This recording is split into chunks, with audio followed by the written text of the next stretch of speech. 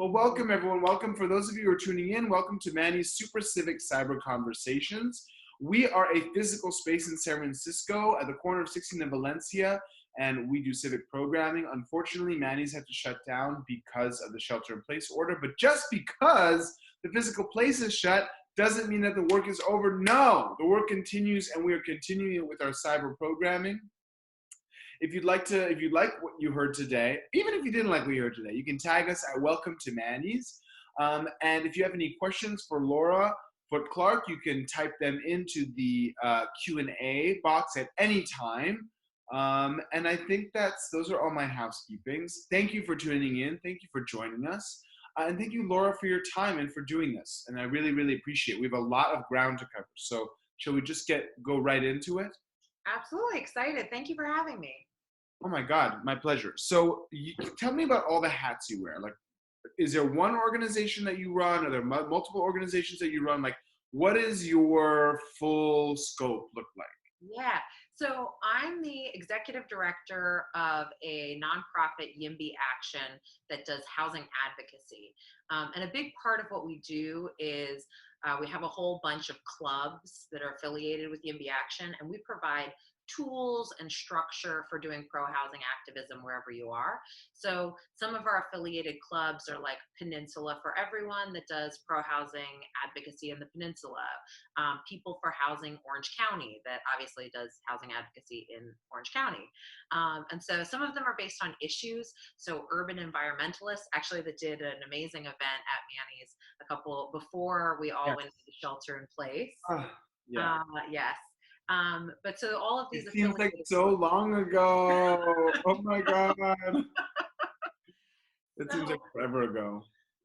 So Yimby Action overall does pro-housing activism and helps provide tools for organizing and takes action on state and federal bills. All of our affiliated clubs also do endorsements of local candidates, sort of who's pro-housing. We don't do who's not pro-housing, but we also don't endorse people who you can then maybe think are maybe less pro-housing. I see. So we were like about to get into it before we went in a little pre-kiki call, and we were just talking about how like housing advocacy has become so controversial, and I'm just kind of like frankly over it. I'm like, I understand that folks can have different ideas and different policy disagreements, but it just feels like the soup is so not tasty and just like tastes so bad, and there's so much toxicity, and I don't understand why it has to be such a fighting point. If both groups or whatever of all sides are saying we need to build more housing, like that is already more of an agreement than on most political issues. So why is there so much fuss and muss about percentage of BMI in new development? Like, why do you think there's so much rancor in this issue? So there's not as much consensus as you might think there is, right? Okay. So the loudest groups are people who maybe are arguing, for instance, in San Francisco about what should the percent of new construction be dedicated to low-income people, right? That's like a fight that San Francisco had recently and will continue to have over and over again. But the big picture is actually way more complicated than that. We don't acknowledge in our big picture politics, but like there are people who don't agree with us, right? There are people who don't want housing in their neighborhood. And structurally, when we ask the question we have been asking the same way for 50 years is, do you want this particular apartment building in your neighborhood? Even you can't see here, but like I have a view of Coit Tower out my window, right? If somebody proposed to put a big honkin' apartment building right in front of that, like, would I be so holy as to not say maybe not that particular apartment building? I don't know, right? I have not been tested yet. Yeah. But we've made all of our structures of decision making such that like that one person opposing that one building has a lot of power in deciding to reject that individual building. And so we have this systemic problem. When you talk about fixing that systemic problem, there are also people who use that fucked up system. I'm sorry, are we allowed to curse? We are fucking allowed to curse. Okay. It's our show. We can do whatever we want. On When we San talk, Jose, it's Thursday. I'm pretending it's a night out. Okay. right. So even in places where like we legally allow apartment buildings, right? But like then someone proposes an apartment building and suddenly you're like, oh, I don't know if I really want that one. Yeah. Um, it's like, is that community input, right? I don't like that's a word like I don't know, right? Right. And who is the community is something that then we debate. And when people use that process in order to get badly needed community benefits, right? Okay, maybe those community benefits should have come from the government, but right now they're coming from developer fees. Is that, changing that system is really complicated. All of the different people who are relying on the existing system have something to be mad about when we're talking about systemic change. And in some ways, like I know that some people are like, oh, the housing conversation is so terrible. It's gotten a lot better. Like I How, know that how has it gotten better? gotten so much better. Like when I started, it was just like when we would go to a hearing about, a 3-unit project in Noe Valley, it was like one person saying maybe we should build this, and then 100 people saying it'll destroy the neighborhood, and then it would get rejected. And now, there's like 5 of us saying we should build that 3-unit project in Noe Valley. And the opponents feel like they have to justify their opposition to housing. And what is that just I mean, obviously there's the like big bad big market rate development in a low income neighborhood, and it's easy to say why that might be an issue. But what's the justification for the 3-unit building in Noe Valley, or the upzoning of a Geary, building that's 1 story to a couple stories for apartments? Like, what is the actual justification for that? You can get into what the justifications are, but you can also say that like people change what their justifications are, right? I mean, especially when you're talking about people who really just like don't want their neighborhood to change. They maybe purchased their home when it looked a certain way. Right. They have a lot of like fears about traffic impacts, and it's very hard to make an argument to somebody that like, hey, actually it's the systemic denying of housing that's causing the jobs to be over here and Right. people commuting. You're like, I'm trying to like bring out a map, and they're like, screw your map. Like, I know that those people are going to have cars and they're going to park on my street, Yeah. get them Yeah. out of here. And there's a little misanthropy. But it's also true that like, if you poll San Franciscans right now, 75% of them will say, I support building new housing in my neighborhood. Mhm. So housing actually is really popular. The problem is when you send out a neighborhood notification to say, hey, they're going to build something in your neighborhood. Like, have you ever opened that mail, Manny? Be honest. Have I opened the mail? So I have opened the mail and I've seen it, but keep in mind, I had to open up a small business and I had to consider going through Oh, neighborhood notifications. So I have a lot of mercy for people who are trying to. I didn't have to do the housing side, but on the commercial side, I'm right. like, you want to open up your dream, baby? Like, I'm not going to stop you. I'm not going to stop a small business owner But from did doing you it. ever help? But what? So this is the thing. Most people, when they get their neighborhood notification, they are like, oh, sure. And they Yeah. put it in the trash. Yes. Yes. That's kind of what I would do. Yeah, you put it in the trash. Okay, well, we don't measure Not that that. like, sure, put it in the trash as a vote of That's yes. true. That's true. You're just like, that seems like why would I care? Do your Right. thing. Why would I, right? And I wish we had like some kind of a tracker on the piece of mail, and every time it went into the trash, we counted that as a yes vote, right? Yeah, that's not gonna happen. But No. but So like the person who receives their neighborhood notification and is like, never, I will not allow this to happen, right? Like has all the information to take action. And right. like, you know, like even I organize people to go say yes to housing. And even I would say like over the long term, we're not going to be able to get people to say yes to we have to create a systemic Right. situation where we're saying yes to the kind of housing we've already predetermined we're going to say yes to.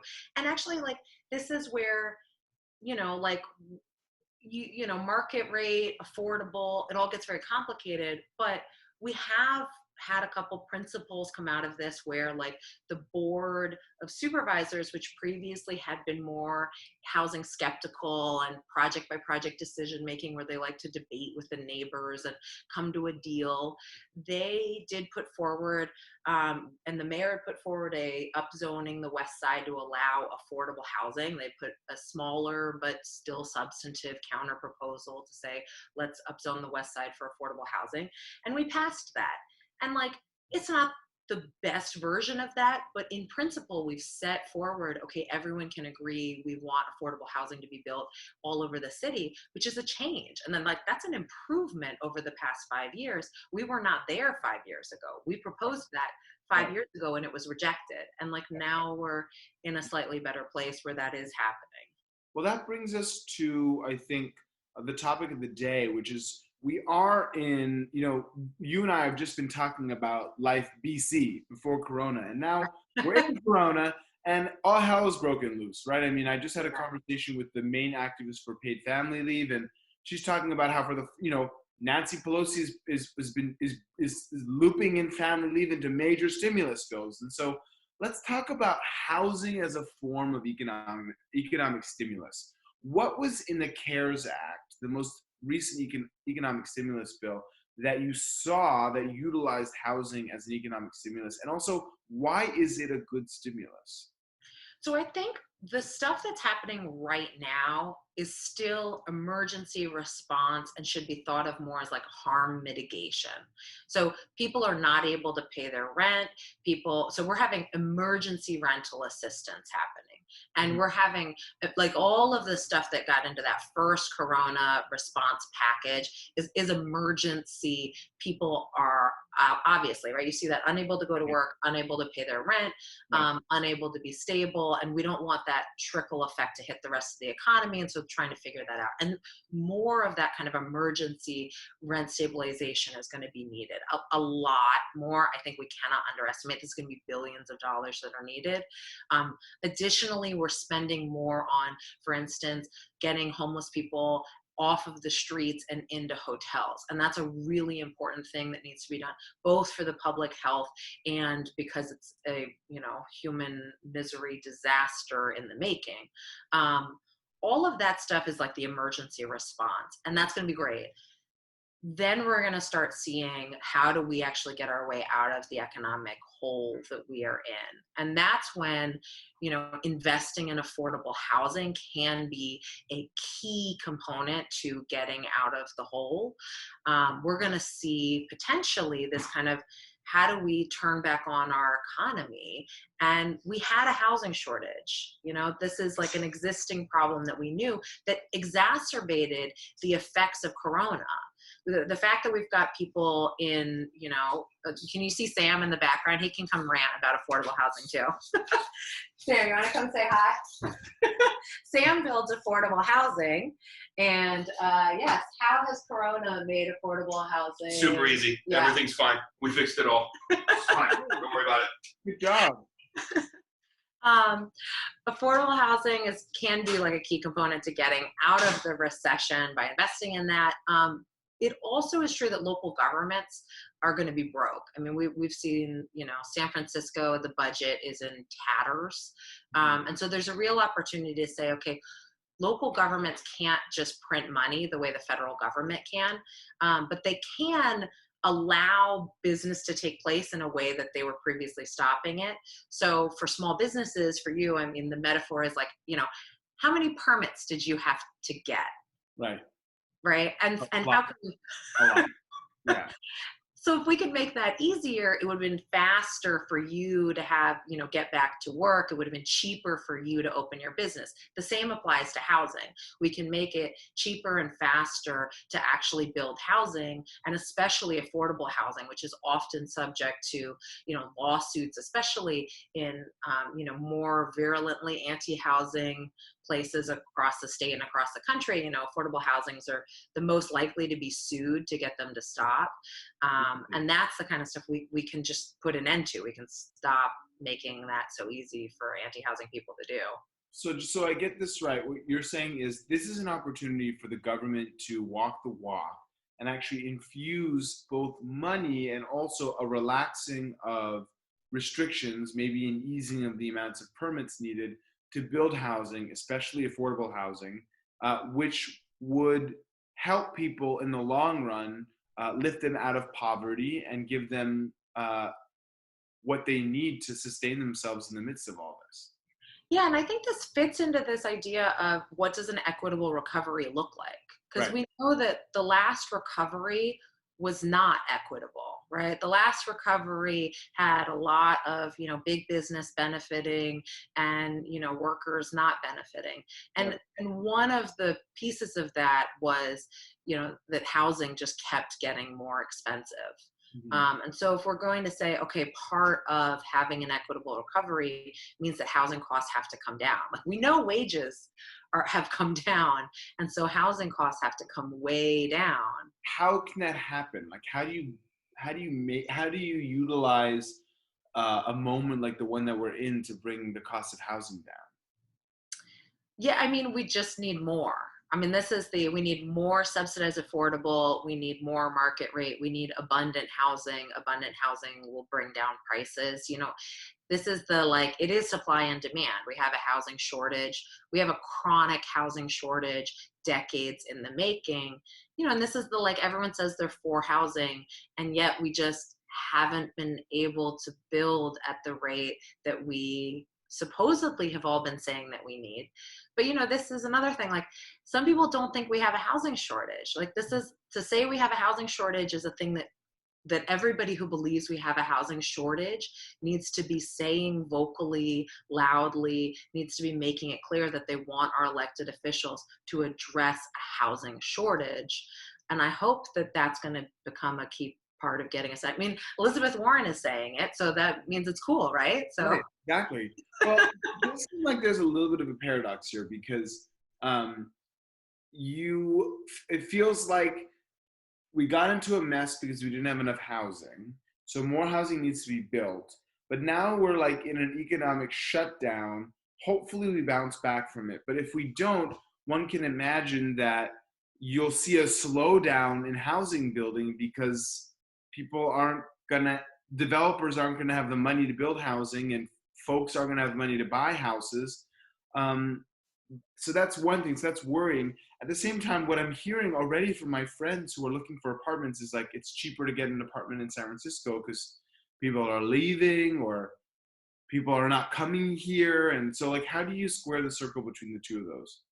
yeah, so I prices haven't yet really started to dip in San Francisco, and it's also worth noting during the last recession, you know, home purchases barely dipped.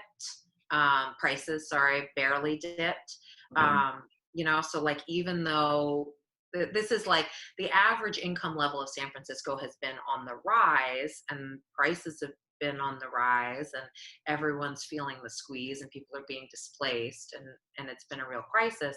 So I don't see people saying, oh, prices are going to fall because of the fundamentals of the economy. I think it's a little early for making big predictions. I think one of the things we could think about is okay, what if nobody ever goes to work again? I don't know, right? Yeah. Are we going to start turning places like Manny's into apartments? I don't know, right? I hope not. I hope not. I We're think, turning it into like a Oprah style studio. right? I don't know. But I think that this, every sort of shock to our system, people will go back to work. And I think that construction jobs are really good jobs. And Mhm. so when we're thinking about what can we do to make the economy get back to work, I think construction jobs should be a fundamental part of that. So when we're talking about what if there's not enough private money for reinvesting in housing, that's a great role for the federal and state government. Mhm. That we should in fact be investing, doing classic Keynesian economics and spending more public money on especially subsidized affordable housing for the most vulnerable. And that is a clear yes, we should definitely be doing that. And that's something a lot of organizations are going to be working on. It's also true that like people are still going to want to be building housing, private housing, and like we can just allow them to build that, and that will bring down the cost of construction. And so we can get both. Like these things that also, it's like it's not either or, it's definitely both and. So I want to get to audience questions because we have some coming in. But my last question to you is, one of the beautiful things that has come out of this has been kind of unprecedented regional cooperation. It's amazing, right? Like, I don't know, I've only been here 7.5, 8 years, but to hear all 6 Bay Area counties all doing the same thing at once in the same way at the same time, I was like, wow, I've never heard of that before. Like, that seems like, Lord of the Rings type shit, where like, all the like forest animals are coming out and the trees are coming out and the Legolas is there and like everyone's there. Like, we're having a party, but not a party, obviously, definitely the opposite. But basically, the Bay Area is all working as one unit. Right. And that's awesome. And it's unfortunate that a pandemic is what is the precipitating event to get us to work together. My question to you is, do you think that what the result of this is maybe a realization and an awakening that when it comes to housing, we obviously know we need regional solution, and that this is going to basically like model good behavior, and now we're maybe going to be able to see a regional solution to housing because of it? So people have been talking about regional solutions to housing for a while.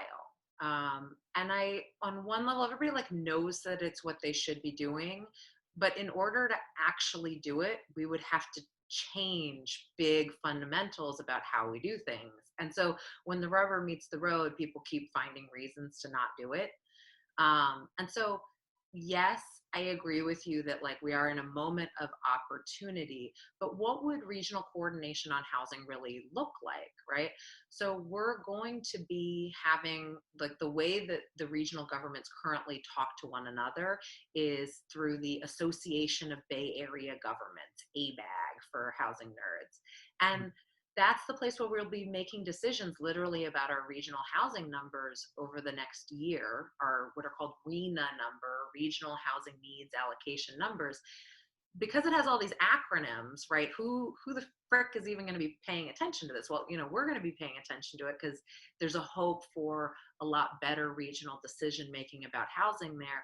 But local governments need to sort of connect that deeper into how they make decisions, and that's a systemic reform that so far people aren't talking about, but would involve it would involve changing how we organize our governments. Like we should incorporate the 101 cities and towns of the Bay Area into a single regional government like New York.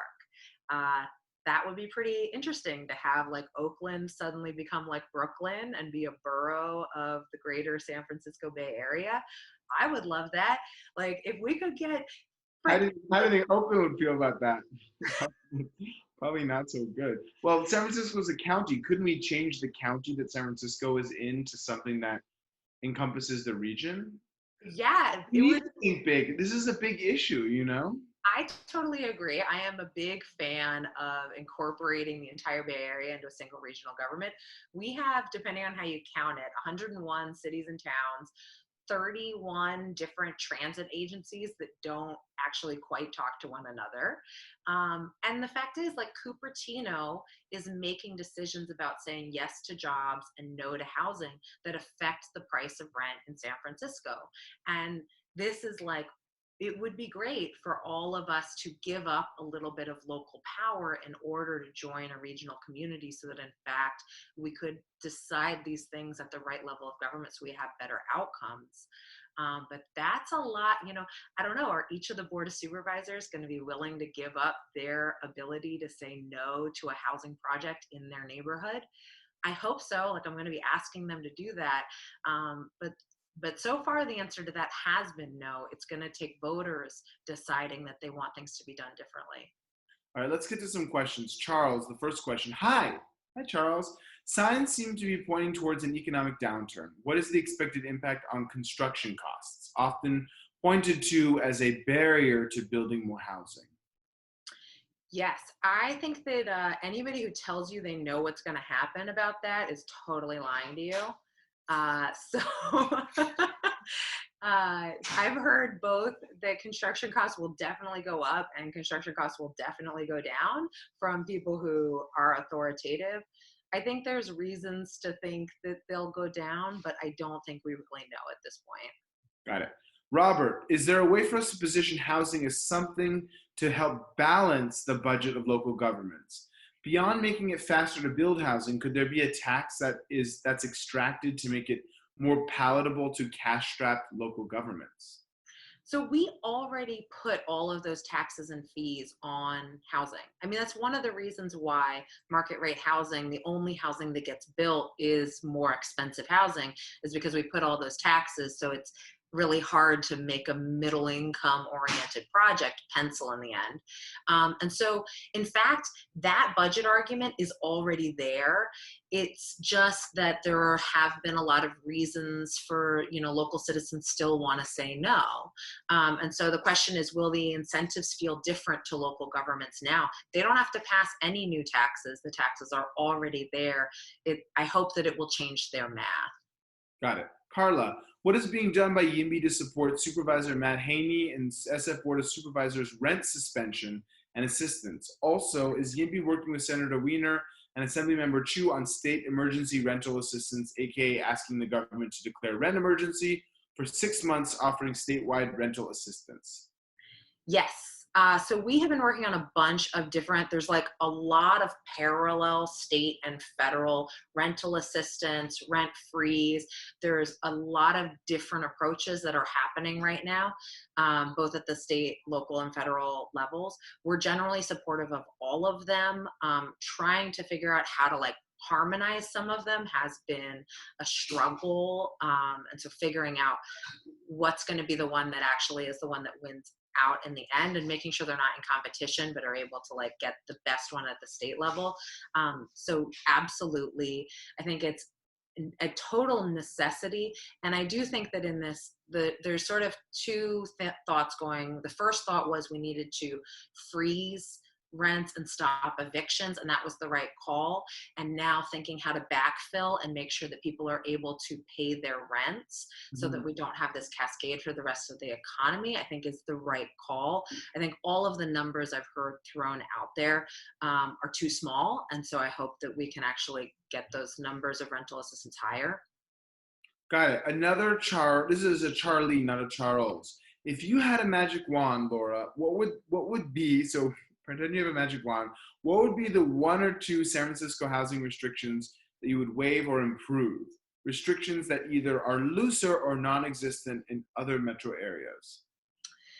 Yes. Okay. So I get two though. Okay. If I had a magic wand, right, I would get rid of density restrictions if I only get one, right? So in a lot of places, the height that you're legally allowed to build is already pretty high, but we say you can't build more than one single family home or two duplex. And right now we have another little piece of legislation that allows you to build a granny flat there too. But I would get rid of restrictions about how many units you can build.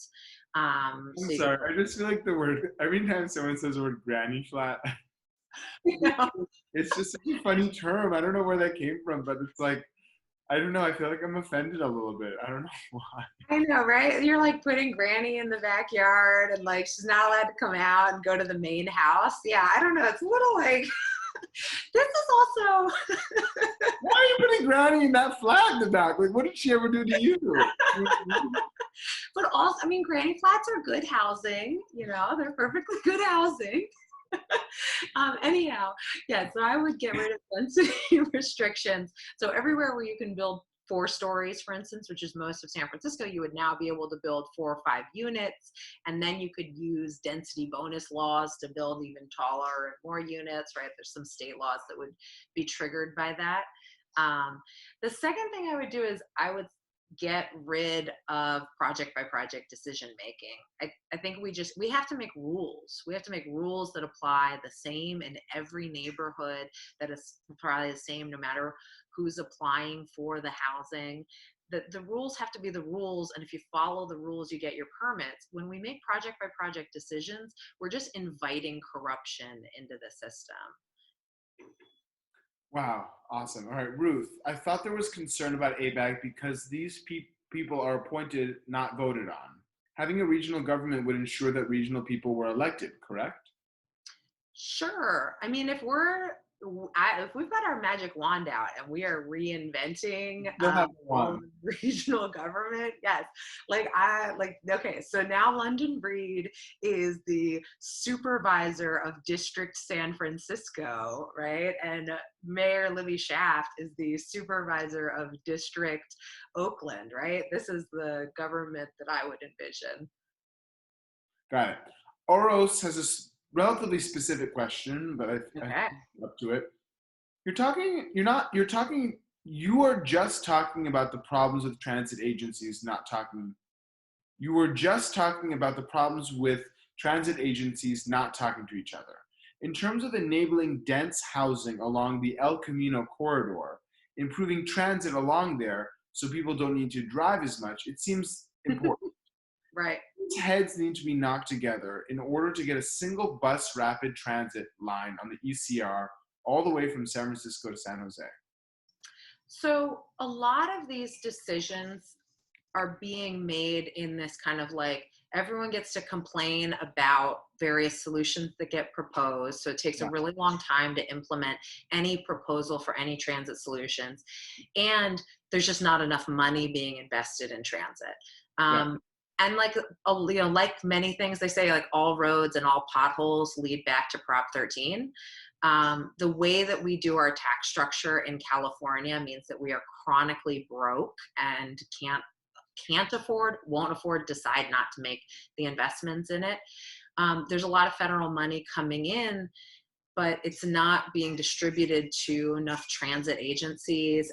We still do a lot of car-centric investments, and we get into this like really terrible circular logic where people have to use their cars, so then they don't want you to take away their car infrastructure, and then and you can't escape that sort of death spiral. And you're right, we have to make transit better, we have to make it go to more places, we have to make it so yes, but I also think that fundamentally that's going to mean more money and less process where we all sit around and argue. Got it. I just posted in a link, the link to give to Yimby Action. It's yimbyaction.org/give. That is the link to support Yimby Action and its advocacy work. I'm also going to do my funny little Manny's thing where I put, there it is. Manny's also is closed during this time, and we do need your help to sustain us as we make it through this crisis. Gosh, English, this is my 5th interview today, so my brain is a little bit like, woo! Manny's is closed, and also from all the information we're getting, it is going to be a long time before we are able to operate the way we were before. And so we really are asking the community's help to come together and become a sponsor of Manny's. It's $36 a month. We would really appreciate anyone on this call that is able to make a one-time donation, or even better, become a sponsor. You can go to joinit.org/o/Manny's. It's also in the chat box. And you can go to yimbyAction.org/join to become a member of Yimby. So become a member of Yimby, become a member of Manny's, and support our work.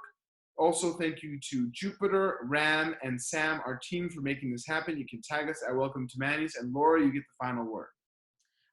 Definitely become a member. And thank you so much for having us, Manny. These amazing civic conversations, I think, have really helped keep all of us sane during COVID times.